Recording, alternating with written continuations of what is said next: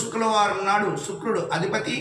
అమ్మవారిని ధ్యానం చేశారు కాబట్టి శుక్రుడు మనం కూడా అమ్మను ధ్యానం చేసుకుని అమ్మవారి యొక్క అనుగ్రహం పొందవలసిందిగా భక్తులకు మనం చేస్తున్నాం.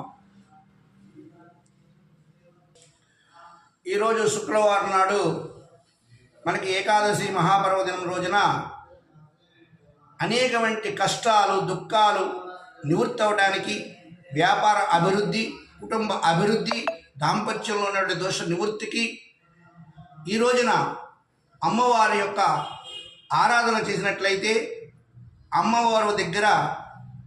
ఒక 4 ఒత్తులతో 4 మూలు 12 ఒత్తులతో దీపం పెట్టి ఎవరైతే అమ్మవారి దగ్గర ధ్యానం చేస్తారో వారికి సంభవించినటువంటి అనేక కష్ట దుఃఖములు నివృత్తి అయ్యి ఆ దీపం పరబ్రహ్మ స్వరూపం కాబట్టి, శక్తి స్వరూపం కాబట్టి, వెలుగునిచ్చేటువంటి స్వరూపం కాబట్టి